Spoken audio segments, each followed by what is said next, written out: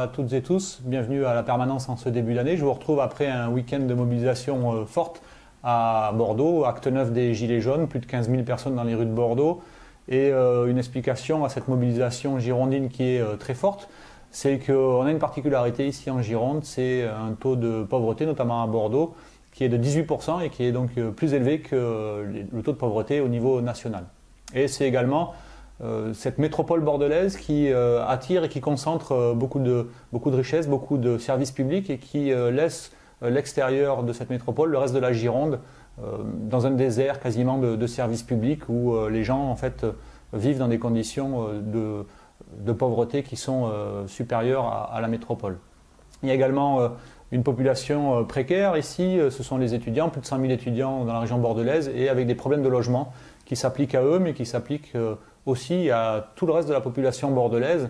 On a ici une volonté politique qui a été amenée par le maire Alain Juppé qui est de bâtir ici un Neuilly-sur-Garonne où on est maintenant dans une ville où l'immobilier est en deuxième place de la cherté au niveau national et donc plus personne n'arrive à trouver à se loger décemment ici sur Bordeaux et donc les gens sont centrifugés à l'extérieur de la métropole et doivent prendre leur voiture pour le moindre déplacement, les services publics, amener les gamins à l'école, venir travailler.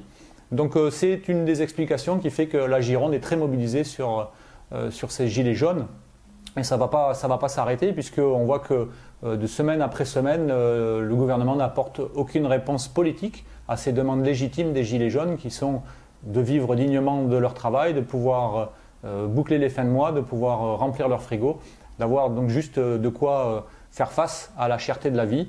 Et ça n'est pas encore cette semaine avec la lettre que le président vient d'envoyer aux Français qu'on voit un débouché politique puisque cette lettre est en fait un tract électoral du président pour poser des fausses questions et amener les réponses que lui aimerait y trouver. Il trouve même le moyen d'aller poser des questions qui n'ont pas été évoquées par les Gilets jaunes sur la laïcité, l'immigration, tout ça pour créer des faux débats et gagner du temps pour ne pas avoir à changer de cap, ce qu'il a dit, de toute façon je ne bougerai pas ma politique et je continue comme avant, vous pouvez bien dire ce que vous voulez, je ferai ce que je veux de mon côté. Donc voilà pour cette mobilisation et cette rentrée sociale. Il me semblait important de vous apporter ces éclairages sur les problématiques bordelaises et girondines.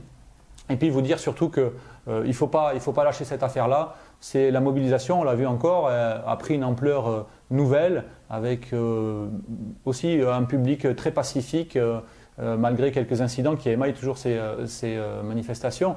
Mais une grande majorité de personnes, ils sont là en famille, pacifiquement, pour réclamer leur dû, le partage des richesses, la justice fiscale et la justice sociale, tout simplement.